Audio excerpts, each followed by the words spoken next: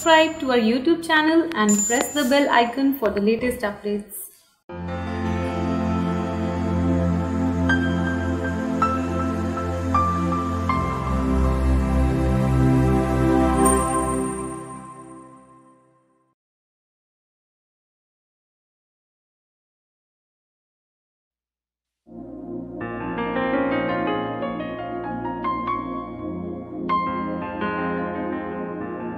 इन्ना दे अवलड़े ने ए बदल खारे ने धरती च शब्द बीज दे ये अंबरां दे सिरनावे ने अंबरां दे सिरनावे अंबरां दे सिरनावे अंबरां दे सिरनावे अंबरां दे सिरनावे अंबरां दे सिरनावे अंबरां दे सिरनावे।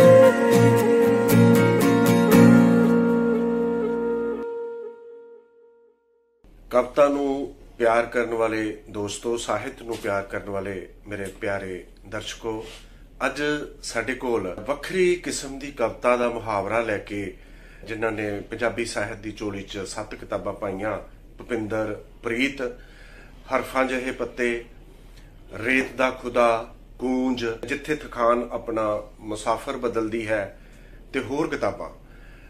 अज साडे स्टूडियो च मनदीप कौर सिद्धू दे शो च आए ने। भुपिंदर प्रीत जी, तुहाडा बहुत बहुत स्वागत इत्थे आउण ते।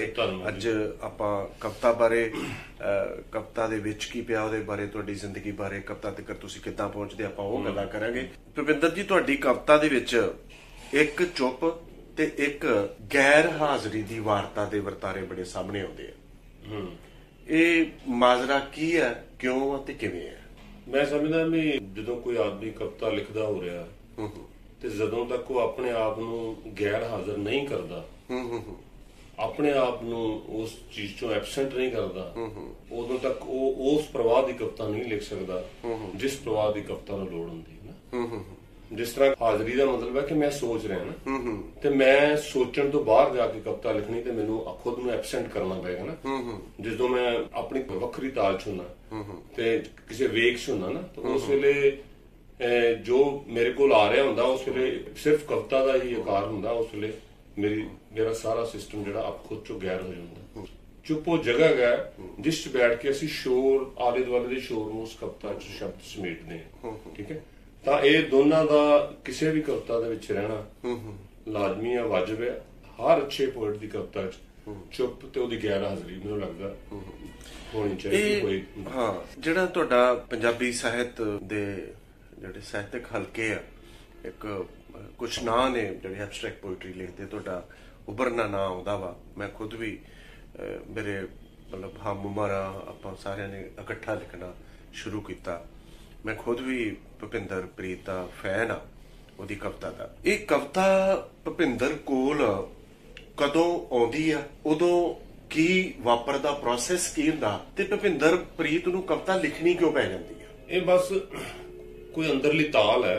ये जदों छिड़दी है वो कोई सुचेत रूप च नहीं छिड़दी है, अचेत च छिड़दी है। ते मेरे प्रोसैस दे विच ते जदों मैं कविता दे अपने लिखण दे प्रोसैस च ਤੇ ਕਈ ਮਹੀਨੇ ਨਹੀਂ ਮੈਂ ਲਿਖਦਾ, ਤੇ ਜਦੋਂ ਲਿਖਦਾ ਕਈ ਵਾਰੀ ਸਾਰੇ ਦਿਨ ਚ ਮੈਂ 15-20 ਕਵਿਤਾਵਾਂ ਵੀ ਲਿਖੀਆਂ। ਔਰ ਦੱਸਣ ਵਾਲੀ ਗੱਲ ਕਿ ਕਈ ਵਾਰੀ 20-25 ਮਿੰਟ ਦੇ ਵਿੱਚ ਹੀ ਲਿਖੀਆਂ ਗਈਆਂ ਨਾ।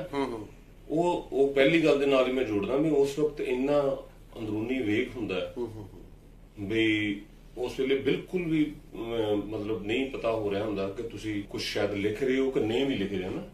ਉਸ ਵਕਤ ਕੁਝ ਚੀਜ਼ ਜਿਹੜੀ ਹੈ ਸੰਪੂਰਨ ਰੂਪ ਦੇ ਵਿੱਚ ਤੁਹਾਡੇ ਵਰਕਿਆਂ ਤੇ ਆ ਰਹੀ ਹੁੰਦੀ ਹੈ ਆਪਣੀ ਵਿਰਾਟਤਾ ਚ।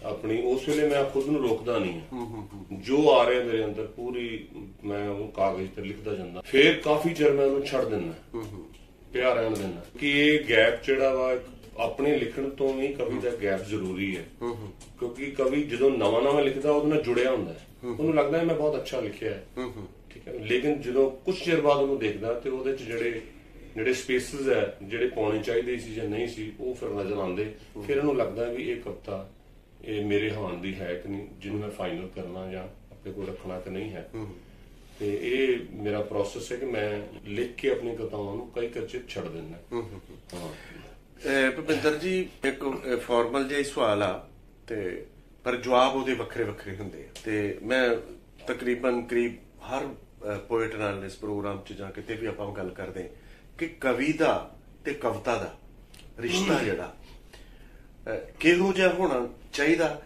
ਔਰ ਇੱਕ ਹਾਲਤ 'ਚ ਇਹ ਦੋਨੋਂ ਕੀ ਚਾਹੁੰਦੇ ਇੱਕ ਦੂਜੇ ਕੋਲੋਂ ਨਜਾਇਜ਼ ਹੋਣਾ ਚਾਹੀਦਾ ਥੋੜਾ ਜਿਹਾ ਤੇ ਇੱਕ ਪਾਸੇ ਜਿਹੜਾ ਸਮਾਜ ਖੜਾ ਹੋਇਆ ਦੇਖੋ ਮੈਂ ਇੱਕ ਭੁਪਿੰਦਰ ਹਾਂ ਨਾ ਤੇ ਮੇਰੇ ਅੰਦਰ ਇੱਕ ਕਵੀ ਹੈ ਮੇਰੇ ਅੰਦਰਲਾ ਕਵੀ ਬਾਹਰਲੇ ਕਵੀ ਤੋਂ ਵੇਖਣ ਨੂੰ ਬਹੁਤ ਮੇਰੇ ਲਈ ਵੱਖਰਾ ਹੈ ਬਾਹਰ ਜਿਹੜਾ ਵਾ ਮੈਂ ਸਾਰੇ ਸਿਸਟਮ ਦੇ ਨਾਲ ਇਕੁਅਲਾਈਜ਼ ਕਰ ਰਿਹਾ ਖੁਦ ਸਮਾਜ ਦੇ ਨਾਲ ਕਰ ਰਿਹਾ ਜਿਹੜੀਆਂ ਵੀ ਉਹਦੀਆਂ ਫਰਜ਼ ਜ਼ਿੰਮੇਵਾਰੀਆਂ ਸਿਸਟਮ ਦੇ ਨਾਲ ਤੁਰ ਰਿਹਾ ਪਰ ਮੇਰੇ ਅੰਦਰਲਾ ਜਿਹੜਾ ਕਵੀ ਉਹ ਬਿਲਕੁਲ ਇੰਡੀਪੈਂਡੈਂਟ ਹੈ ਉਹ ਹਰ ਮਤਲਬ ਜ਼ੀਰੋ ਲੈਵਲ ਤੇ ਖੜਾ ਹੈ ਉਹ ਨੈਤਿਕ ਅਨੈਤਿਕ ਨੂੰ ਆਪਣੇ ਅਨੁਸਾਰ ਡਿਫਾਈਨ ਕਰਦਾ ਹੈ ਜ਼ਰੂਰੀ ਨਹੀਂ ਕਿ ਜਿਹੜੀ ਚੀਜ਼ ਸਮਾਜ ਨੇ ਨੈਤਿਕ ਕਹੀ ਹੈ ਉਹ ਵੀ ਨੈਤਿਕ ਕਵੇ ਜਾਂ ਅਨੈਤਿਕ ਕਹੀ ਉਹ ਵੀ ਨੈਤਿਕ ਕਵੇ ਠੀਕ ਹੈ ਉਹ ਜਿਹੜੀ ਮੇਰੀ ਉਸ ਪੋਇਟ ਦੀ ਥਾਟ ਹੈ ਉਹ ਪੋਇਟ ਦੀ ਥਾਟ ਮੇਰੇ ਬਾਹਰੀ ਬੰਦੇ ਨਾਲੋਂ ਥੋੜੀ ਵੱਖ ਹੈ ਕਵਿਤਾ ਦੇ ਵਿੱਚ ਇਹੀ ਪੈਰਾਡੌਕਸੀਕਲ ਬਿਹੇਵੀਅਰ ਜਿਹੜਾ ਜਾਂ ਇਹਦਾ ਵਿਰੋਧਾਭਾਸ ਹੈ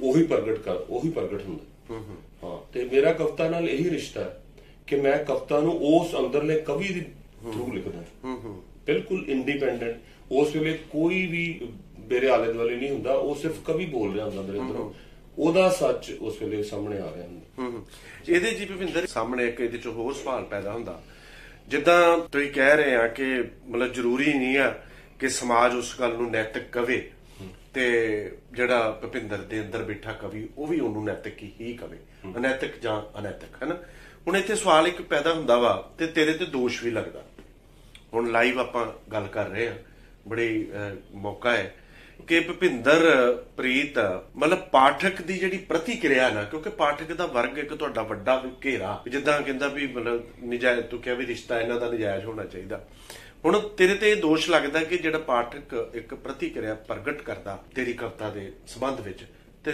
ਭੁਪਿੰਦਰ ਉਹਦੀ ਪ੍ਰਭਾਵ ਨਹੀਂ ਕਰਦਾ ਤੇ ਮੈਂ ਕਦੀ ਕਦੀ ਮਹਿਸੂਸ ਕਰਦਾ ਵੀ ਇੰਨੇ ਮਹੀਨੇ ਚੁੱਪ ਆਪਣੀ ਬੜੀ ਪੁਰਾਣੀ ਯਾਰੀ ਆਪਣੀ ਬਚਪਨ ਦੀ ਤੇ ਤੂੰ ਕਿਸੇ ਵੇਲੇ ਕਿਸੇ ਦੀ ਬੰਦੇ ਦੀ ਵੀ ਪਰਵਾਹ ਨਹੀਂ ਕਰਦਾ ਨਹੀਂ ਇਸ ਤਰ੍ਹਾਂ ਨਹੀਂ ਕਿਸੇ ਯਾਰ ਦੀ ਵੀ ਪਰਵਾਹ ਨਹੀਂ ਕਰਦਾ ਇਹ ਇੱਕ ਮਿੰਟ ਇਹਦੇ ਵਿੱਚ ਨਾ ਇਹ ਬੰਦੇ ਦਾ ਆਪਣਾ ਘੇਰਾ ਆ ਜਾਂਦਾ ਕਿਸੇ ਵੇਲੇ ਅਫਸਰੀ ਆ ਜਾਂਦੀ ਆ ਕੋਈ ਇਦਾਂ ਦਾ ਗੱਲ ਬੜੇ ਪਹਿਲੇ ਤਿੰਨ ਸਵਾਲ ਨੇ ਪਹਿਲੀ ਪਾਠਕ ਦੀ ਪ੍ਰਕਿਰਿਆ ਦੇਖੋ ਪਾਠਕ ਦੀ ਪ੍ਰਤੀਕਿਰਿਆ ਜਿਹੜੀ ਹੈ ਇਹ ਨਹੀਂ ਹੈ ਕਿ ਮੇਰੇ ਲਈ ਪਾਠਕ ਜਿਹੜਾ ਵਾ ਉਹ ਕੋਈ ਐਸੀ ਚੀਜ਼ ਹੈ ਕਿ ਮੈਂ ਉਹਨੂੰ ਚਾਹੁੰਦਾ ਨਹੀਂ ਦੇਖੋ ਜਦੋਂ ਮੈਂ ਆਪਣੇ ਕੋਈ ਵੀ ਕਵਿਤਾ ਲਿਖ ਰਿਹਾ ਹੁੰਦਾ ਮੇਰੇ ਅੰਦਰ ਉਸੇ ਵੇਲੇ ਇੱਕ ਅਮੂਰਤ ਪਾਠਕ ਦੀ ਸਿਰਜਣਾ ਵੀ ਹੋਣੀ ਸ਼ੁਰੂ ਹੋ ਜਾਂਦੀ ਹੈ ਕਿ ਇਹ ਉਹ ਪਾਠਕ ਹੈਗਾ ਜਿਹੜਾ ਮੇਰੀ ਕਵਿਤਾ ਨੂੰ ਪੜ੍ਹੇਗਾ ਦੇਖੋ ਪਾਠਕ ਤੋਂ ਭਿੱਜ ਨਹੀਂ ਅਸੀਂ ਰਹਿ ਸਕਦੇ ਨਿਊਟਰਲ ਜ਼ਰੂਰ ਰਹਿਣਾ ਕਵਿਤਾ ਇਸ ਕਰਕੇ ਨਹੀਂ ਮੈਂ ਲਿਖਦਾ ਉਸ ਤਰ੍ਹਾਂ ਦੀ ਵੀ ਮੈਨੂੰ ਉਸ ਤਰ੍ਹਾਂ ਦਾ ਪਾਠਕ ਲੱਭੇ ਮੈਂ ਜਿਸ ਤਰ੍ਹਾਂ ਦਾ ਹਾਂ ਉਸ ਤਰ੍ਹਾਂ ਦੀ ਪਾਠਕ ਕਵਿਤਾ ਲਿਖਦਾ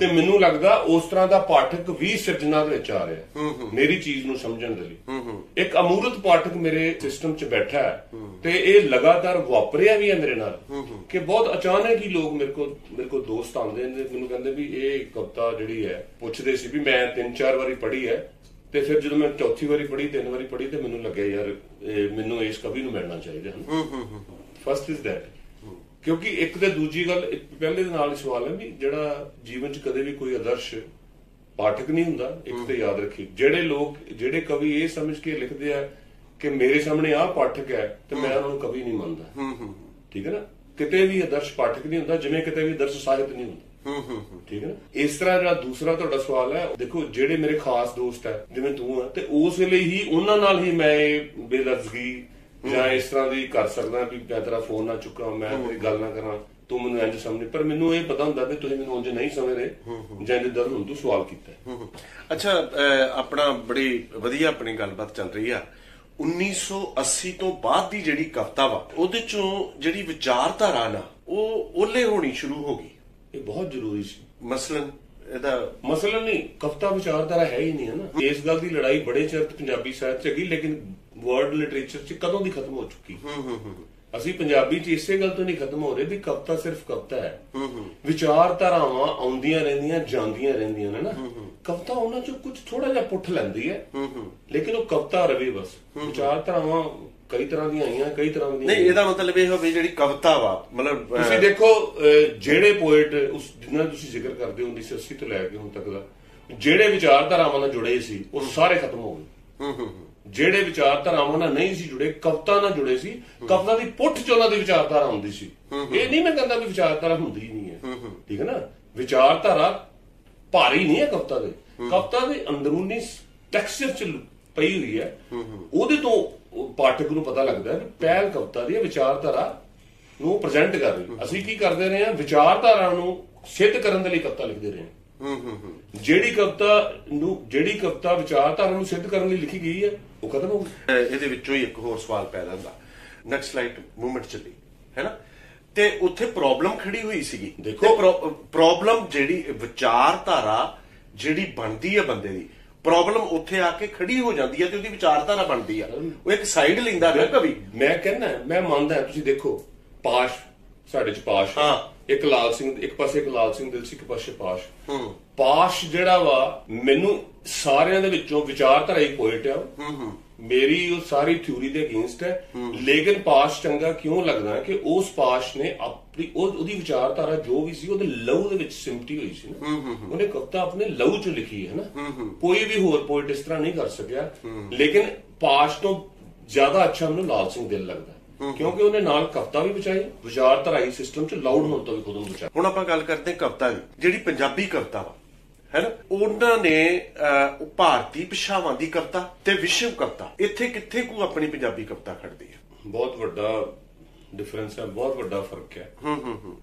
ਇੰਨਾ ਕੁ ਮੈਂ ਕਹਿ ਸਕਦਾ ਕਿ ਕੁਝ ਪਿਛਲੇ 5-4 ਸਾਲ ਤੋਂ, ਅੱਛਾ ਇੱਕ ਤਾਂ ਇਹਦੇ ਚ ਇਹ ਜਦੋਂ ਆਪਾਂ ਕਹਿੰਦੇ ਵਿਦੇਸ਼ੀ ਭਾਸ਼ਾਵਾਂ ਦਾ ਤੇ ਭਾਰਤੀ ਭਾਸ਼ਾਵਾਂ ਦਾ ਤੇ ਆਪਣੀ ਪੰਜਾਬੀ ਕਵਿਤਾ ਦਾ ਜਿਹੜਾ ਹੈ ਨਾ, ਉਹਦੇ ਲਈ ਕਾਲ ਨਹੀਂ ਨਿਸ਼ਚਿਤ ਕੀਤਾ ਜਾ ਸਕਦਾ।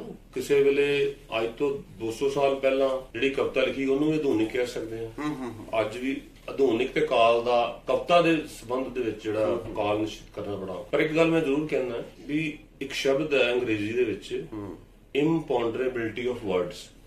ਇਹਦਾ ਮਤਲਬ ਇਹ ਹੈ ਕਿ ਜਿਹੜਾ ਅੰਗਰੇਜ਼ੀ ਆਲੋਚਕ ਵਰਤਦੇ ਆ, ਜਿਹੜੀ ਅੰਗਰੇਜ਼ੀ ਦੀ ਕਵਿਤਾ, ਵਿਦੇਸ਼ੀ ਕਵਿਤਾ ਜਿਹੜੀ ਲਿਖੀ ਜਾ ਰਹੀ ਹੈ, ਇਹਦਾ ਮਤਲਬ ਹੈ ਕਿ ਤੁਸੀਂ ਜਿਹੜੀ ਜੀਵਨ ਦੀ ਸਪਸ਼ਟਤਾ ਜਾਂ ਐਗਜ਼ੈਕਟਨੈਸ ਹੈ ਉਹਨੂੰ ਵਿਚਾਰ ਅਧੀਨ ਏਡੀ ਜਲਦੀ ਨਹੀਂ ਆ ਸਕਦੇ ਕਿ ਉਹ ਸਪਸ਼ਟਤਾ ਨੂੰ ਨਜ਼ਰ ਆਉਣੀ ਸ਼ੁਰੂ, ਉਹਨੂੰ ਵੈਲਿਊਟ ਨਹੀਂ ਕਰ ਸਕਦੇ। ਮਤਲਬ ਜਿਹੜੀ ਵਿਸ਼ਵ ਕਵਿਤਾ ਵਾ, ਜਿਹੜੀ ਹੁਣ ਅੱਜ ਕੱਲ ਥੋੜੀ ਅਨੁਵਾਦ ਵੀ ਹੋ ਰਹੀ ਪੰਜਾਬੀ ਚ ਕਾਫੀ 3-4 ਸਾਲ ਤੋਂ, ਉਸ ਕਵਿਤਾ ਨੂੰ ਤੁਸੀਂ ਉਹਦਾ ਸਰਲੀਕਰਨ ਨਹੀਂ ਕਰ ਸਕਦੇ। ਕਵਿਤਾ ਚ ਲੱਗੇਗਾ ਤੁਹਾਨੂੰ ਵੀ ਬੜਾ ਕੁਛ ਹੈ ਜੀਵਨ ਪ੍ਰਤੀ, ਜੀਵਨ ਦੀ ਬੜੀ ਗਹਿਰੀ ਗੱਲ ਕਰ ਸਕਦੇ, ਪਰ ਤੁਸੀਂ ਇੱਕ ਸ਼ਬਦ ਚ ਉਹਨੂੰ ਬਿਆਨ ਨਹੀਂ ਕਰ ਸਕਦੇ। ਇਹ ਜਿਹੜੀ ਆਪਣੀ ਪੰਜਾਬੀ ਕਵਿਤਾ ਉਹਨਾਂ ਨੂੰ ਕਾਹਲੀ ਹੈ, ਉਹ ਜਿਹੜੀ ਵੀ ਸਥਿਤੀ ਹੈ ਉਹਨੂੰ ਬਿਆਨ ਕਰਦੀ ਹੈ। ਜਿਹੜੀ ਉਧਰ ਦੀ ਅੰਦਰ ਦੀ ਜਿਹੜੀ ਵਰਡਸ ਦੀ ਜਿਹੜੀ ਤਾਕਤ ਹੈ ਉਹ ਥੋੜੀ ਬਿਆਨੀ ਚ ਪਈ ਹੈ, ਥੋੜੇ ਰਹਿਸ ਚ ਪਈ ਹੈ, ਥੋੜੇ ਭੇਦ ਚ ਪਈ ਹੈ ਨਾ। ਉਹ ਭੇਦ ਅਸੀਂ ਕਾਇਮ ਨਹੀਂ ਰੱਖਦੇ, ਤੇ ਮੈਨੂੰ ਲੱਗਦਾ ਵੀ ਵਿਸ਼ਵ ਕਵਿਤਾ ਦਾ ਤੇ ਪੰਜਾਬੀ ਕਵਿਤਾ ਦਾ ਬੜਾ ਵੱਡਾ ਪਾਰਟ ਹੈਗਾ।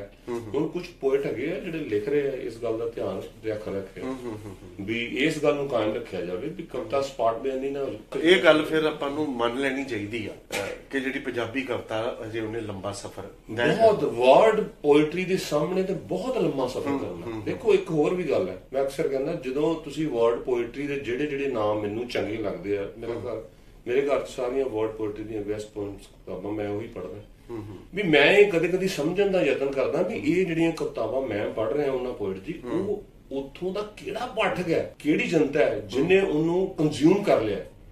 ਇਹਦਾ ਮਤਲਬ ਉੱਥੋਂ ਦਾ ਪਾਠਕ ਵੀ ਤਬੁੱਧ ਹੈ ਉਸ ਕਵਿਤਾ ਨੂੰ, ਜਿਹੜੀ ਉਹ ਸਮਝਣ ਦੇ ਬਿਲਕੁਲ ਲੈਵਲ।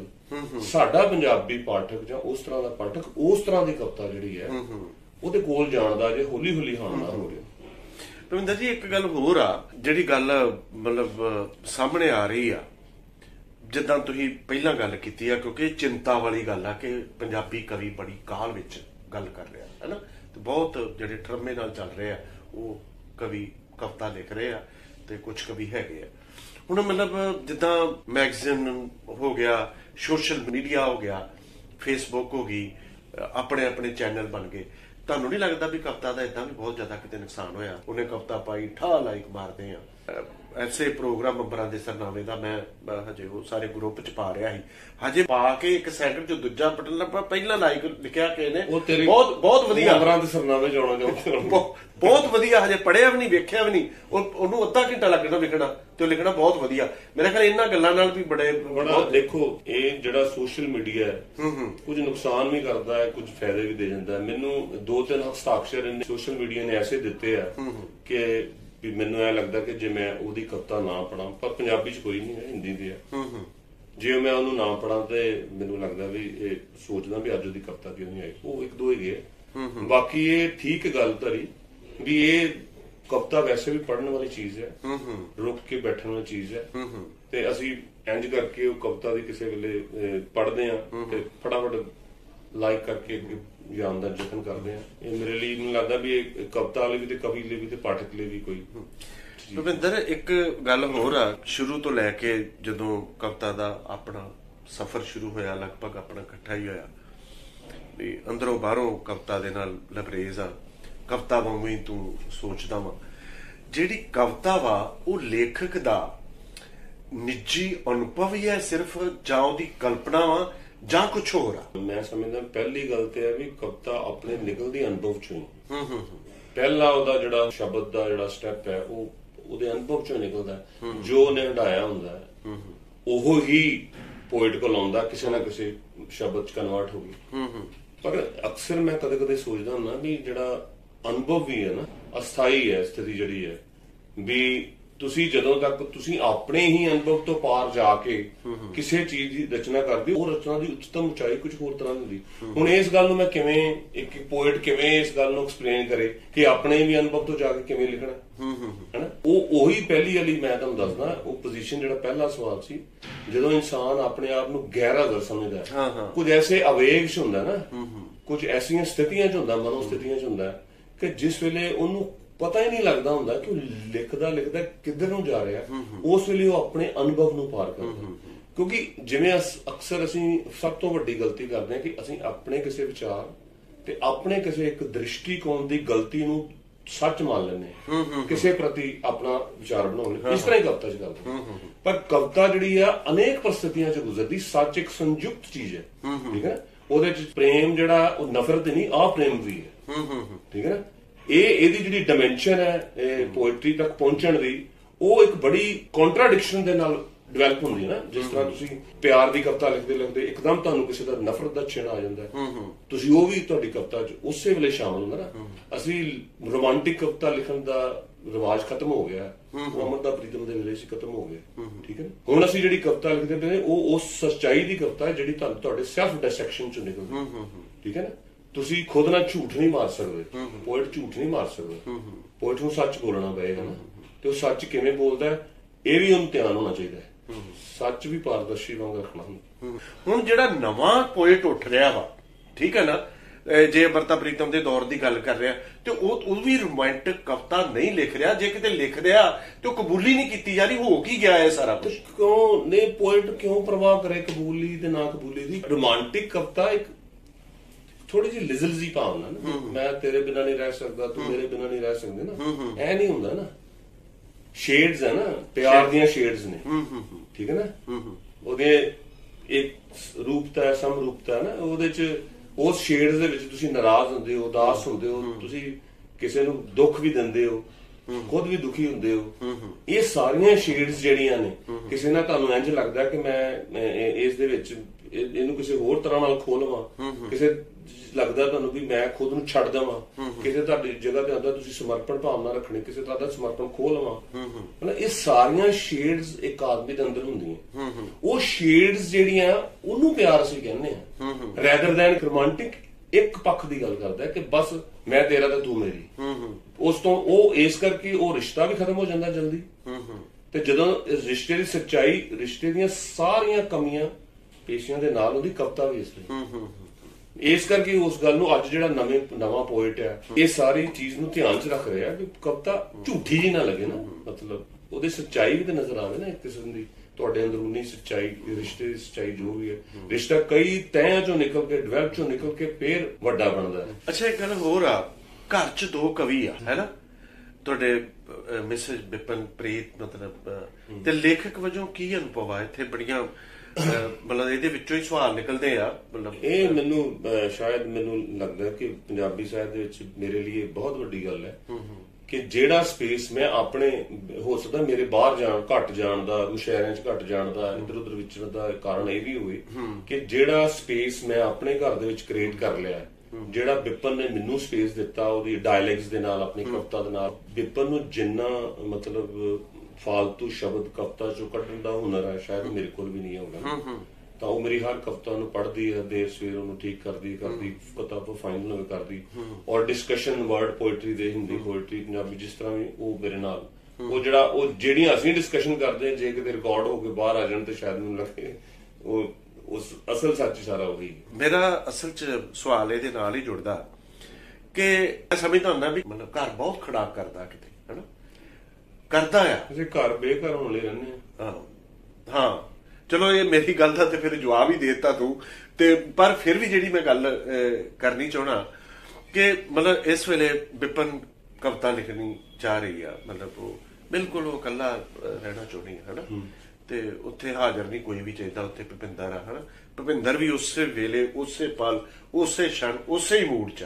ਜਦੋਂ ਮੈਨੂੰ ਪਤਾ ਲੱਗ ਜੇ ਇਹਦੇ ਹੱਥ ਪੈਨਸਲ ਤੇ ਡਾਇਰੀ ਤੇ ਮੈਂ ਕਮਰੇ 'ਚੋਂ ਬਾਹਰ ਨਿਕਲ ਜਾਂਦਾ, ਜਾਂ ਇਹਨੂੰ ਪਤਾ ਲੱਗ ਜੇ ਤੇ ਫਿਰ ਅਸੀਂ ਨਹੀਂ, ਉਹ ਨਹੀਂ ਮੇਰੇ ਕੋਲ ਆਉਂਦੀ। ਅੱਛਾ ਭੁਪਿੰਦਰ, ਆਪਾਂ ਬੜਾ ਲੰਬਾ ਸਮਾਂ ਕੁਝ ਦੋਸਤਾਂ ਨੇ ਇਕੱਠਿਆਂ ਗੁਜ਼ਾਰਿਆ, ਆਪਣਾ ਬੜਾ ਵੱਡਾ ਦਾਇਰਾ ਰਿਹਾ ਸਾਰੇ ਦੋਸਤਾਂ ਦਾ, ਜਾਂ ਕੁਛ ਨਿੱਜੀ ਜ਼ਿੰਦਗੀ ਦਾ ਸਵਾਲ ਇਹਨੂੰ ਕਰ ਲਓ ਵੀ ਕਿਸੇ ਉਸ ਮੱਥੇ ਦੀ ਤਿਉੜੀ ਦਾ ਜ਼ਿਕਰ ਕਰ, ਉਸ ਛਣ ਦਾ, ਉਸ ਪਲ ਦਾ, ਕਿ ਉਹਨਾਂ ਨੂੰ ਯਾਦ ਕਰਕੇ, ਉਸ ਗੱਲ ਨੂੰ ਯਾਦ ਕਰਕੇ ਉਹ ਤਿਉੜੀ ਜਿਹੜੀ ਆ ਫਿਰ ਮਤਲਬ ਮੱਥੇ 'ਚ ਪੈ ਜਾਂਦੀ ਹੋਵੇ। ਤਿਉੜੀਆਂ ਭਰੀਆਂ ਗਈਆਂ ਨੇ ਸਾਰੀਆਂ, ਬਸ ਉਹ ਤਿਉੜੀਆਂ ਹੈ ਸੀ ਤੇ ਦੱਬੀਆਂ ਗਈਆਂ। ਅੱਛਾ, ਮਤਲਬ ਇੱਕ ਗੱਲ ਹੋਰ ਆ, ਕੁਛ ਘਟਨਾਵਾਂ ਬੰਦੇ ਦੀ ਜ਼ਿੰਦਗੀ 'ਚ ਇਦਾਂ ਦੀਆਂ ਵਾਪਰਦੀਆਂ, ਹੈ ਨਾ, ਕੋਈ ਇਦਾਂ ਦੀ ਖੁਸ਼ੀ ਦਾ ਇਹੋ ਜਿਹਾ ਪਲ ਹੰਢਾਇਆ ਹੋਵੇ ਬੰਦੇ 'ਚ, ਸਾਰੀ ਜ਼ਿੰਦਗੀ 'ਚ ਮਤਲਬ ਇੱਕ ਇਹੋ ਜਿਹਾ ਪਲ ਹੁੰਦਾ ਵਾ, ਇਹੋ ਜਿਹੀ ਖੁਸ਼ੀ ਹੁੰਦੀ ਆ, ਬੰਦਾ ਭੁੱਲ ਹੀ ਨਹੀਂ ਸਕਦਾ, ਬੰਦਾ ਖੁਸ਼ ਹੋ ਜਾਂਦਾ ਉਹਨੂੰ ਯਾਦ ਕਰਕੇ। ਕੋਈ ਇਦਾਂ ਦਾ ਬੜਾ ਖੂਬਸੂਰਤ ਲਮਹਾ ਹੰਢਾਇਆ ਹੋਵੇ, ਮੁਹੱਬਤ ਦਾ ਹੰਢਾਇਆ ਹੋਵੇ। ਇਸ ਤਰ੍ਹਾਂ ਦੀ ਸਭ ਤੋਂ ਵੱਧ ਮੈਨੂੰ ਖੁਸ਼ੀ ਉਸ ਵੇਲੇ ਸੀ ਜਦੋਂ ਮੇਰੇ ਬੇਟਾ ਹੋਇਆ, ਪ੍ਰੀਤ ਦਾ ਨਾਂ ਇਸ ਵੇਲੇ ਕੈਨੇਡਾ 'ਚ, ਤਾਂ ਉਹ ਮੈਂ ਵਿਪਨ ਨੂੰ ਪੀੜਾਂ 'ਚ ਗੁਜ਼ਰਦਾ ਵੇਖਦਿਆਂ ਸਾਂ, ਤੇ ਪਰ ਜਦੋਂ ਹੋਇਆ ਤਾਂ ਮੈਨੂੰ ਇੰਨੀ ਖੁਸ਼ੀ ਹੋਈ ਉਹਦੇ ਰਿਲੈਕਸ ਹੋਣ ਦੀ ਤੇ ਬੇਟੇ ਦੇ ਹੋਣ ਦੀ, ਉਹ ਸ਼ਾਇਦ ਮੈਂ ਅੱਜ ਤੱਕ ਵੀ ਲਿਖ ਨਹੀਂ ਸਕੇ, ਮੇਰੇ ਸ਼ਬਦਾਂ 'ਚ ਨਹੀਂ ਆ ਸਕੇ। ਆਪਾਂ ਨਾ ਕਵਿਤਾ ਕਿੱਥੇ ਖੜੀ ਆ, ਕਵਿਤਾ ਕਿੱਦਾਂ ਦੀ ਹੋਣੀ ਚਾਹੀਦੀ ਆ, ਐਬਸਟ੍ਰੈਕਟ ਪੋਇਟਰੀ ਕੀ ਆ, ਬੜੀਆਂ ਆਪਾਂ ਗੱਲਾਂ ਕਰ ਲਈਆਂ, ਤੇ ਜਿਹੜਾ ਭੁਪਿੰਦਰ ਪ੍ਰੀਤ ਦਾ ਅਕਸ ਆ ਕਵਿਤਾ ਦਾ, ਭੁਪਿੰਦਰ ਪ੍ਰੀਤ ਤੇ ਕਵਿਤਾ ਕਿੱਥੇ ਖੜੇ ਆ ਉਹ ਸਾਹਮਣੇ ਵੀ ਆ ਰਿਹਾ। ਤੇ ਇੱਕ ਕਵਿਤਾ ਮਤਲਬ ਮੈਂ ਚਾਹੁੰਦਾ ਸਾਡੇ ਨਾਲ ਸਾਂਝੀ ਕੀਤੀ ਜਾਵੇ ਕੋਈ ਨਵੀਂ ਜਾਂ ਕਿਤਾਬ ਦੇ ਵਿੱਚੋਂ, ਤੇ ਉਹਦੇ ਤੋਂ ਅੱਗੇ ਆਪਾਂ ਗੱਲ ਕਰੀਏ, ਪਤਾ ਲੱਗੇ ਕਿ ਭੁਪਿੰਦਰ ਪ੍ਰੀਤ ਨੇ ਜਿਹੜੀਆਂ ਗੱਲਾਂ ਕੀਤੀਆਂ ਵਾ ਉਹ ਕਵਿਤਾ ਵੀ ਉੱਥੇ ਹੀ ਉਦਾਂ ਦੀ ਗੱਲ ਕਰ ਰਿਹਾ। ਮੈਨੂੰ ਨਾ ਤੇਰੀ ਗੱਲ ਤੋਂ ਯਾਦ ਆ ਰਹੀ, ਇੱਕ ਸਲਵਾਡੋਰ ਡਾਲੀ ਪੇਂਟਰ ਹੈ, ਉਹ ਕਹਿੰਦਾ ਕਿ ਮੈਂ ਜਦੋਂ ਚੀਜ਼ਾਂ ਨੂੰ ਸੂਰਜ ਦੀ ਰੋਸ਼ਨੀ 'ਚ ਵੇਖਣਾ ਸ਼ੁਰੂ ਕੀਤਾ ਤਾਂ ਮੈਂ ਉਹਨੂੰ ਪੇਂਟ ਕਰਨ ਦੀ ਕੋਸ਼ਿਸ਼ ਕੀਤੀ, ਪੇਂਟ ਕਰ ਨਹੀਂ ਸਕਿਆ।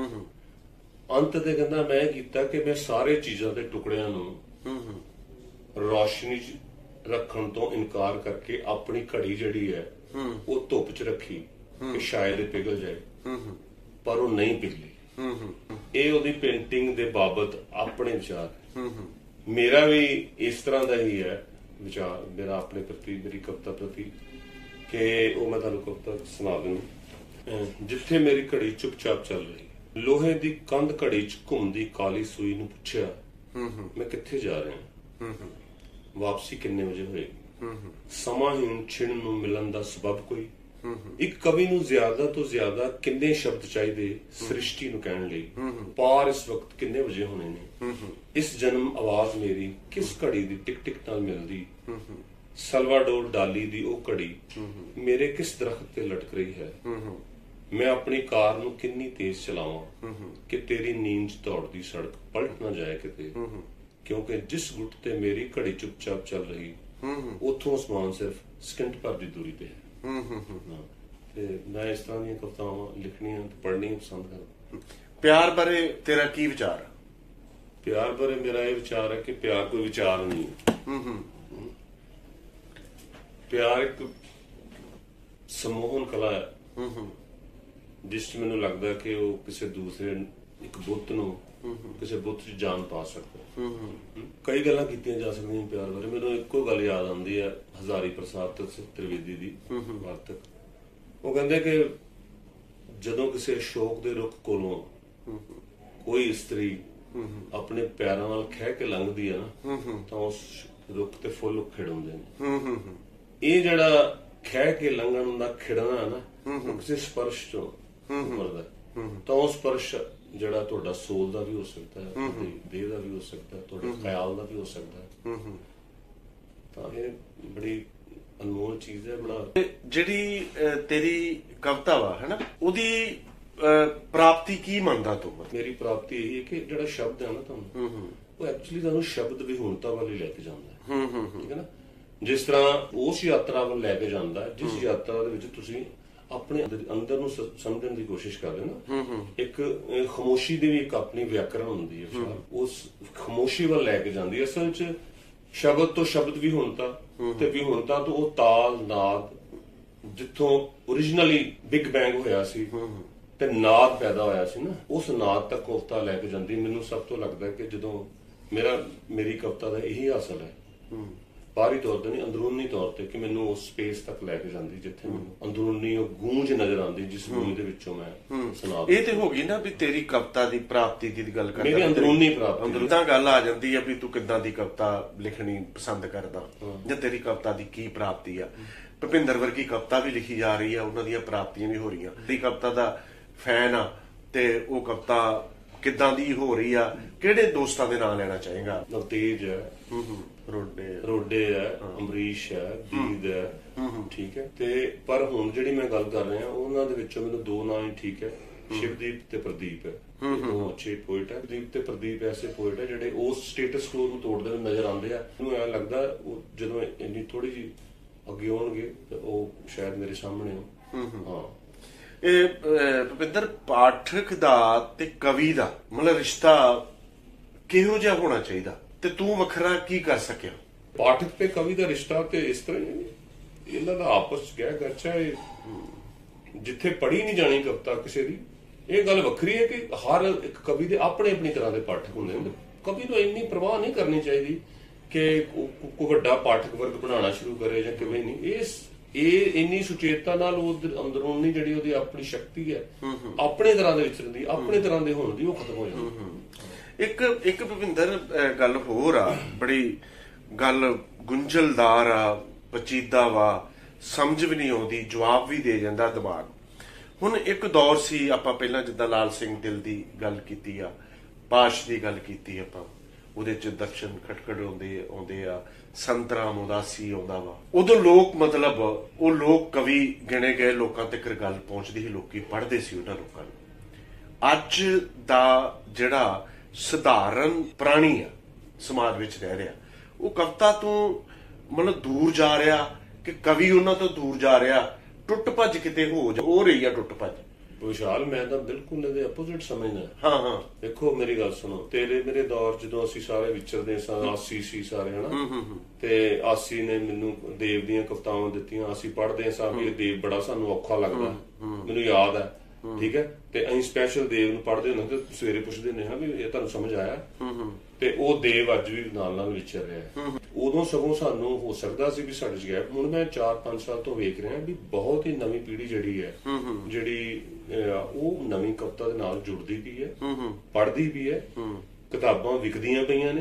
ਮੈਨੂੰ ਬਿਲਕੁਲ ਘੱਟ ਸ਼ਿਕਾਇਤ ਹੈ ਪਹਿਲਾਂ ਨਾਲੋਂ ਕਿ ਇਹ ਜਿਹੜੀ ਹੈ ਬਿਲਕੁਲ ਜਿਉਂ ਇੱਕ ਸਮਾਜ ਡਿਵੈਲਪਮੈਂਟ ਕਰਦਾ ਹੈ ਇੰਟੈਲੈਕਚੁਅਲ ਰੂਪ ਦੇ ਵਿੱਚ ਨਾ, ਤਾਂ ਉਹਦੇ ਨਾਲ ਨਾਲ ਉਹਦੇ ਪਾਠਕ ਵਰਗ, ਜਿਹੜਾ ਬੌਧਿਕ ਪਾਠਕ ਵਰਗ ਹੈ, ਉਹਦਾ ਦਾਇਰਾ ਵੱਡਾ ਹੁੰਦਾ ਜਾਂਦਾ ਹੈ। ਤੇ ਮੈਨੂੰ ਲੱਗਦਾ ਵੀ ਥੋੜਾ ਜਿਹਾ ਸਗੋਂ ਵੱਧ ਰਿਹਾ ਪਾਠਕ ਪਹਿਲਾਂ ਨਾਲ, ਘੱਟ ਨਹੀਂ ਰਿਹਾ। ਅੱਛਾ, ਚਲੋ ਠੀਕ ਆ, ਹਨਾ, ਮਤਲਬ ਤੇਰਾ ਕਹਿਣ ਦਾ ਅੰਦਾਜ਼ ਜਿਹੜਾ, ਤੇ ਇਹਨੂੰ ਸਮਝਣਾ ਵੀ ਪੈਣਾ ਇਸ ਗੱਲ ਨੂੰ ਠੀਕ ਹੈ ਨਾ, ਤਾਂ ਹੀ ਕਿੰਤੂ ਖਤਮ ਹੋ ਸਕਦਾ। ਇਹ ਉਸ ਇੰਟੈਲੈਕਚੁਅਲ ਲੈਵਲ ਤੇ ਜਾ ਕੇ ਇਹਦੀ ਡੈਪਥ ਵਿੱਚ ਜਾ ਕੇ ਕਿੰਨੀਆਂ ਕਿਤਾਬਾਂ ਵਿਕਦੀਆਂ ਫੇਸਬੁੱਕ ਤੇ ਸੋਸ਼ਲ ਮੀਡੀਆ 'ਚ ਤੁਸੀਂ ਦੇਖੋ, ਇੱਕ ਕਿਤਾਬ ਦੇ ਉੱਤੇ ਆਉਂਦਾ ਹੈ ਤਾਂ ਕਿਤਾਬ ਕਿੰਨੀ ਵਿਕੀ ਹੁੰਦੀ ਹੈ। ਕਿਤਾਬਾਂ ਜਾ ਰਹੀਆਂ ਨੇ, ਪੜ੍ਹੀਆਂ ਜਾ ਰਹੀਆਂ ਨੇ, ਪੋਇਟਰੀ ਕੱਲੀ ਨਹੀਂ, ਸਾਰੇ ਜਿਹੜੇ ਪੜ੍ਹੇ ਜਾ ਰਹੇ ਨੇ। ਭੁਪਿੰਦਰ, ਮਤਲਬ ਜਦੋਂ ਬੰਦਾ ਕਵਿਤਾ ਲਿਖਦਾ ਹੈ ਨਾ, ਉਹਦੀ ਕਿਤਾਬ ਆ ਗਈ, ਜਿੱਦਾਂ ਹੁਣ ਤੇਰੀ ਕਿਤਾਬ ਛਪੀ ਪਈ ਹੈ ਇੱਥੇ, ਹੈ ਨਾ, ਤੇ ਮਨ ਵਿੱਚ ਨਹੀਂ ਆਉਂਦਾ ਕਿ ਤੇਰਾ ਜਿਹੜਾ ਪਾਠਕ ਵਰਗ ਆ ਬਹੁਤ ਵੱਡਾ ਹੋਣਾ ਚਾਹੀਦਾ ਸੀਗਾ, ਤੇ ਤੇਰੀ ਸੰਤੁਸ਼ਟੀ ਹੈਗੀ ਆ ਜਾਂ ਨਹੀਂ ਹੈਗੀ ਇਸ ਗੱਲ ਨਾਲ? ਮੈਨੂੰ ਇਸ ਗੱਲ ਦੀ, ਵੈਸੇ ਪਹਿਲਾਂ ਵੀ ਕਹਿ ਚੁੱਕਾ, ਮੈਨੂੰ ਕਦੇ ਵੀ ਇਸ ਗੱਲ ਦੀ ਫਿਕਰ ਨਹੀਂ ਰਹੀ ਕਿ ਮੇਰਾ ਪਾਠਕ ਛੋਟਾ ਹੋਣਾ ਚਾਹੀਦਾ, ਵੱਡਾ ਹੋਣਾ ਚਾਹੀਦਾ। ਪਾਠਕ ਵਧੀਆ ਹੋਣਾ ਚਾਹੀਦਾ। ਪਾਠਕ ਮੇਰੀ ਚੀਜ਼ ਨੂੰ ਜਿਵੇਂ ਇਸ ਤਰੀਕੇ ਦੇ ਨਾਲ ਸਮਝ ਲਵੇ, ਕਰ ਲਵੇ ਵੀ ਮੈਨੂੰ ਐ ਲੱਗੇ ਕਿ ਇੱਕ ਦੋ ਪਾਠਕ ਹੀ ਉਹ ਹੋ ਜਾਏ ਜਿਹੜੇ 100 ਪਾਠਕਾਂ ਵਰਗਾ ਕਾਰਜ ਕਰ ਗਿਆ। ਮੈਂ ਇੰਨਾ ਮੂਰਤ ਨਹੀਂ ਬਣਾ ਕੇ ਰਾਜੀ ਕਿ ਇਹਦਾ ਕੋਈ ਪਾਠਕ ਹੀ ਨਾ ਰਹਿ ਜੇ, ਠੀਕ ਹੈ ਨਾ। ਇਹ ਮੇਰਾ ਆਪਣਾ ਅੰਦਾਜ਼ ਸਲੀਕਾ ਹੋ ਸਕਦਾ ਹੈ, ਪਰ ਮੈਨੂੰ ਇਸ ਗੱਲ ਦੀ ਸਮਝ ਹੈ ਕਿ ਮੈਂ ਆਪਣੀ ਕਵਿਤਾ ਦੇ ਵਿੱਚ ਕਿੱਥੇ ਚਾਬੀ ਰੁਕਾ ਕੇ ਰੱਖਣੀ ਹੈ ਤੇ ਕਿੱਥੇ ਚਾਬੀ ਪਾਠਕ ਦੇ ਹੱਥ 'ਚ ਫੜਾਣੀ ਹੋਵੇ ਤੂੰ ਵੇਖ ਲੈ। ਪਰ ਮੈਂ ਸਾਰੇ ਦਾ ਸਾਰਾ ਸਰਲੀਕਰਨ ਨਹੀਂ ਹੋ ਸਕਦਾ ਤੇ ਸਾਰੇ ਦਾ ਸਾਰਾ ਮੈਂ ਅਮੂਰਤ ਵੀ ਨਹੀਂ। ਮੈਂ ਸਮਝਦਾ ਵੀ ਇਹ ਪਾਠਕ ਦਾ ਵਰਗ ਵੱਡੇ ਹੋਣ ਦੀ ਕੋਈ ਗੱਲ ਨਹੀਂ, ਕਿਸੇ ਪੋਇਟ ਨੂੰ ਡਰਨਾ ਨਹੀਂ ਚਾਹੀਦਾ ਕਿ ਪਾਠਕ ਦਾ ਵਰਗ ਕਿੱਡਾ ਤੇ ਕਿੱਡਾ ਨਹੀਂ ਹੈ। ਮੇਰੇ ਕੋਲ ਅਚਨਚੇਤ ਹੀ ਪਾਠਕ ਇਸ ਤਰ੍ਹਾਂ ਦੇ ਆਏ ਆ। ਯੂਨੀਵਰਸਿਟੀ 'ਚ ਕਈ ਵਾਰੀ ਮੈਂ ਗਿਆ ਤੇ ਮੈਂ ਹੈਰਾਨ ਹੋ ਗਿਆ, ਆਪਣੀ ਖਰੀਦੀ ਕਿਤਾਬ ਲੈ ਕੇ ਮੈਨੂੰ ਕਹਿੰਦੇ ਸਤਾਖਸ ਕਰ ਦੇ। ਮੈਨੂੰ ਉਸ ਵੇਲੇ ਲੱਗਾ ਕਿ ਇਹ ਯਾਰ ਇਹ ਪਾਠਕ ਨੇ, ਹਨਾ। ਫਿਰ ਉਹਨਾਂ ਨੇ ਕਦੀ ਮੈਨੂੰ ਫੋਨ ਕਰਨ ਦਾ ਯਤਨ ਨਹੀਂ ਕੀਤਾ, ਕਦੀ ਉਹਨਾਂ ਨੇ ਇਸ ਤਰ੍ਹਾਂ ਨਹੀਂ ਕੀਤਾ। ਇਹ ਪਾਠਕ, ਇਸ ਤਰ੍ਹਾਂ ਦੇ ਪਾਠਕ ਪਏ ਨੇ ਜਿਨ੍ਹਾਂ ਦਾ ਤੁਹਾਨੂੰ ਪਤਾ ਨਹੀਂ। ਇੱਕ ਭੁਪਿੰਦਰ ਗੱਲ ਹੋਰ ਆ, ਜਿਵੇਂ ਅੱਜ ਆਪਾਂ ਸਾਰੇ ਦੇਖਦੇ ਆ, ਮੇਰੀ ਪਿਛਲੇ ਦਿਨਾਂ 'ਚ ਜਿੰਦਰ ਨਾਲ ਵੀ ਗੱਲ ਚੱਲ ਰਹੀ ਸੀਗੀ, ਤੇ ਉਹ ਵੀ ਉਨਾ ਹੀ ਮੇਰੇ ਜਿੰਨਾ ਦੁਖੀ ਹੋਇਆ ਪਿਆ ਸੀ। ਤੇ ਕਿਉਂਕਿ ਇੱਕ ਮਤਲਬ ਫੰਕਸ਼ਨ ਦਾ ਕਾਰਡ ਅਸੀਂ ਇਕੱਠੇ ਹੀ ਵੇਖ ਰਹੇ ਸੀਗੇ, ਕੁਛ ਉਹਨੇ ਮੈਨੂੰ ਭੇਜਿਆ, ਮੈਂ ਉਹਨੂੰ ਕੁਛ ਭੇਜਿਆ। ਹੁਣ ਮਤਲਬ ਜਿਹੜੇ ਸਾਹਿਤ ਦੇ ਵਿੱਚ ਗਰੁੱਪ ਬਣੇ ਹੋਏ ਆ, ਕੀ ਸਾਡੇ ਕੋਲ ਮਤਲਬ ਚਾਹੇ ਪ੍ਰੋਗਰਾਮ ਅੰਮ੍ਰਿਤਸਰ ਹੋ ਰਿਹਾ, ਚਾਹੇ ਚੰਡੀਗੜ੍ਹ ਹੋ ਰਿਹਾ, ਚਾਹੇ ਲੁਧਿਆਣੇ ਹੋ ਰਿਹਾ, ਚਾਹੇ ਜਲੰਧਰ ਹੋ ਰਿਹਾ, ਚਾਹੇ ਮਾਨਸਾ ਹੋ ਰਿਹਾ, ਚਾਹੇ ਬਠਿੰਡਾ ਹੋ ਰਿਹਾ, ਚਾਹੇ ਉਹ ਕੋਈ ਵੀ ਅਕੈਡਮੀ ਆ, ਉਹ ਸਰਕਾਰੀ ਆ, ਗੈਰ ਸਰਕਾਰੀ ਆ, ਚਾਹੇ ਲੋਕਲ ਸਭਾ ਹੀ ਆ ਕੋਈ, ਕੀ ਮਤਲਬ ਇਹੋ ਹੀ 5 7 10 ਬੰਦੇ ਜਿਹੜੇ ਰਹਿ ਗਏ ਨੇ, ਕੀ ਕਹਿਣਾ ਚਾਹੇਗਾ ਇਹਦੇ ਬਾਰੇ? ਵਰਤਾਰਾ ਵੈਸੇ ਬਹੁਤ ਗੰਦਾ ਹੈ, ਮੈਂ ਨਾਲ ਸਹਿਮਤ ਹਾਂ ਵੀ ਐਕਚੁਅਲੀ ਇਹਦੇ ਵਿੱਚ ਸਮੱਸਿਆ ਇਹ ਹੈ ਕਿ ਕਵੀ ਆਪਣੀ ਕਵਿਤਾ ਤੋਂ ਵੱਡਾ ਹੋਣ ਦੀ ਕੋਸ਼ਿਸ਼ ਕਰਦਾ, ਠੀਕ ਹੈ ਨਾ। ਉਹ ਕਹਿੰਦਾ ਹੈ ਕਿ ਉਹਦਾ ਆਪਣਾ ਕੱਦ ਵੱਡਾ ਹੋਵੇ, ਕਵਿਤਾ ਜਿਹੜੀ ਭਾਵੇਂ ਪਿੱਛੇ ਰਹਿ ਜੇ ਜਾਂ ਉਹਦੀ ਕਹਾਣੀ ਪਿੱਛੇ ਰਹਿ ਜੇ, ਆਪਣਾ ਕਹਾਣੀਕਾਰ ਦੇ ਨਾਂ ਦੇ ਉੱਤੇ ਕੱਦ ਵੱਡਾ ਹੋ ਜਾਏ। ਇਸ ਬੰਦੇ ਨੂੰ ਆਪਣਾ ਸਵੈ ਚੰਗਾ ਲੱਗਦਾ ਹੋਏਗਾ, ਆਪਣਾ ਲੇਖਣ ਚੰਗਾ ਲੱਗਦਾ ਹੈ, ਉਹ ਇਹਨਾਂ ਗੱਲਾਂ 'ਚ ਇਨਵੋਲਵ ਕਦੀ ਨਹੀਂ ਹੋਏਗਾ। ਮੇਰਾ ਆਪਣਾ ਕਮਰਾ ਯੂਨੀਵਰਸਿਟੀ ਤੋਂ ਵੱਡਾ ਹੈ, ਚਾਰੇ ਯੂਨੀਵਰਸਿਟੀਆਂ ਲਾ ਲਓ ਤਾਂ ਮੇਰਾ ਆਪਣਾ ਕਮਰਾ ਵੱਡਾ ਹੈ। ਜਿੰਨੀ ਬਹਿਸ ਮੇਰੇ ਕਮਰੇ ਵਿੱਚ ਮੇਰੇ ਖਾਸ ਦੋਸਤਾਂ ਦੇ ਨਾਲ ਲਿਟਰੇਚਰ ਨੂੰ ਲੈ ਕੇ ਹੁੰਦੀ ਹੈ, ਮੈਨੂੰ ਨਹੀਂ ਲੱਗਦਾ ਵੀ ਕਿਸੇ ਵੀ ਯੂਨੀਵਰਸਿਟੀ ਦੇ ਡੈਸਕ ਤੇ ਜਾਂ ਪਲੋਤੇ ਹੁੰਦੀ ਹੋਏਗੀ। ਕਿਉਂ ਕਿ ਅਸੀਂ ਉਸ ਉੱਥੋਂ ਲੈਣਾ ਕੁਝ ਨਹੀਂ ਹੁੰਦਾ। ਉਹ ਜਿਹੜੀ ਡਿਸਕਸ਼ਨ ਹੁੰਦੀ ਹੈ ਜਾਂ ਉਹ ਸਵਾਲ ਹੁੰਦਾ, ਉਹ ਬਹੁਤ ਨਿਰੋਲ ਹੁੰਦਾ।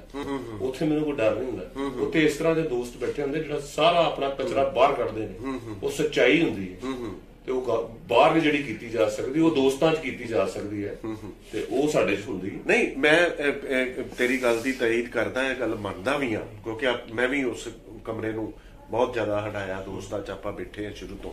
ਪਿਛਲੇ ਦਿਨਾਂ 'ਚ ਭੁਪਿੰਦਰ ਦਲੇਰ ਮੇਜਰ ਭੁਪਿੰਦਰ ਦੇ ਅਮਰੀਕਾ ਤੋਂ ਆਏ, ਉਹਨਾਂ ਦੀ ਗਜ਼ਲ ਦੀ ਨਵੀਂ ਕਿਤਾਬ ਰਿਲੀਜ਼ ਹੋਣੀ ਸੀ। ਬਿਲਕੁਲ ਸ਼ਾਰਟ ਟਾਈਮ ਤੇ ਉਹਨਾਂ ਦੀ ਫਲਾਈਟ ਸੀਗੀ, ਤੇ ਜਤਿੰਦਰ ਬਰਾੜ ਹੋਣੀ ਨਾਟਸ਼ਾਲਾ 'ਚ ਪ੍ਰੋਗਰਾਮ ਆਇਆ। ਅਸੀਂ ਜ਼ਿਆਦਾ ਤੋਂ ਜ਼ਿਆਦਾ 10 ਬੰਦੇ ਸੀਗੇ ਉੱਥੇ, ਤੇ ਜਿਹਦੇ 'ਚ ਅੰਮ੍ਰਿਤਸਰ ਦੇ ਕੁਝ ਦੋਸਤ ਸੀ 10 ਬੰਦੇ। ਔਰ ਮੇਰਾ ਖਿਆਲ ਆ ਜਿਹੜੀ ਗੱਲ ਤੂੰ ਕਹੀ ਆ, ਜਿਹੜੀ 10 ਬੰਦਿਆਂ ਨੇ ਗੱਲਬਾਤ ਕੀਤੀ ਨਾ ਉੱਥੇ ਡਾਕਟਰ ਹੀਰਾ ਸਿੰਘ ਨੇ ਇੱਕ ਬੜੀ ਵੱਡੀ ਗੱਲ ਕਹੀ ਵੀ ਮਤਲਬ ਹਾਜ਼ਰੀ ਜ਼ਰੂਰੀ ਨਹੀਂ ਆ, ਗੱਲ ਸਫਰ ਕਰ ਜਾਂਦੀ ਆ, ਗੱਲ ਸਫਰ ਕਰਦੀ ਆ।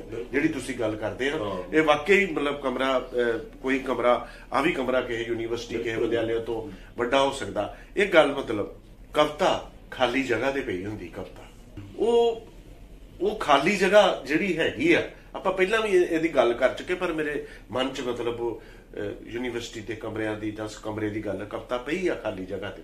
ਭੁਪਿੰਦਰ ਉਹਨੂੰ ਲੱਭਦਾ, ਕਵਿਤਾ ਨੂੰ ਉਸ ਖਾਲੀ ਥਾਂ ਤੇ ਜਾਂਦਾ ਕਿ ਉਹ ਖਾਲੀ ਥਾਂ ਜਿਹੜਾ ਵਾ ਉਹ ਭੁਪਿੰਦਰ ਦੇ ਕੋਲ ਆ ਜਾਂਦਾ। ਕਦੇ ਜਗ੍ਹਾ ਮੇਰੇ ਕੋਲ ਆ ਜਾਂਦੀ, ਕਦੇ ਮੈਂ ਜਗ੍ਹਾ ਕੋਲ ਜਾਣਾ ਨਾ। ਮੈਨੂੰ ਇਸ ਬਾਰੇ ਥਥਲਾ ਕੇ ਕਹਿਣਾ ਪੈਂਦਾ ਇੱਕ ਪੋਇਟ ਨੂੰ। ਇਹ ਪੋਇਟ ਕਦੇ ਵੀ ਇਹਦਾ ਸੁਚੇਤ ਆਨਸਰ ਨਹੀਂ ਦੇ ਸਕਦਾ, ਕਿਉਂਕਿ ਮੈਂ ਕਦੇ ਵੀ ਇੱਕ ਪੋਇਟਰੀ ਦੀ ਗੱਲ ਕਰਨ ਲੱਗਿਆ ਕਿਸੇ ਨਿਸ਼ਚਿਤ ਡੈਫੀਨੇਟ ਸ਼ਬਦ ਦੁਆਲੇ ਨਹੀਂ ਘੁੰਮ ਸਕਦਾ। ਮੇਰੇ ਕੋਲ ਆਲਮੋਸਟ ਸ਼ਬਦ ਹੈ, ਆਲਮੋਸਟ ਲਗਭਗ ਸੱਚ, ਲਗਭਗ ਝੂਠ, ਲਗਭਗ ਕੋਲ, ਲਗਭਗ ਨੇੜੇ, ਕਿਉਂਕਿ ਸੱਚ ਹੈ ਕੀ ਹੈ, ਰਿਲੇਟਿਵ ਹੈ ਨਾ।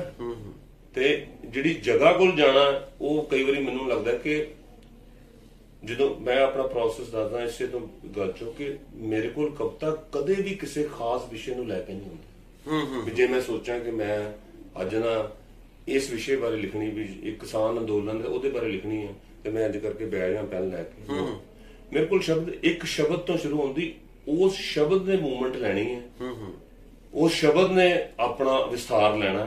ਉਹ ਸ਼ਬਦ ਜਿਹੜਾ ਵਾ ਡਿਵੈਲਪ ਹੁੰਦਾ ਕਿੱਥੇ ਚਲੇ ਜਾਂਦਾ ਮੈਨੂੰ ਨਹੀਂ ਸਮਝ ਆਉਂਦੀ, ਉਹ ਮੈਨੂੰ ਵੀ ਕਿੱਥੇ ਲੈ ਜਾਂਦਾ। ਸ਼ਬਦ 'ਚ ਇੰਨੀ ਤਾਕਤ ਹੁੰਦੀ ਹੈ।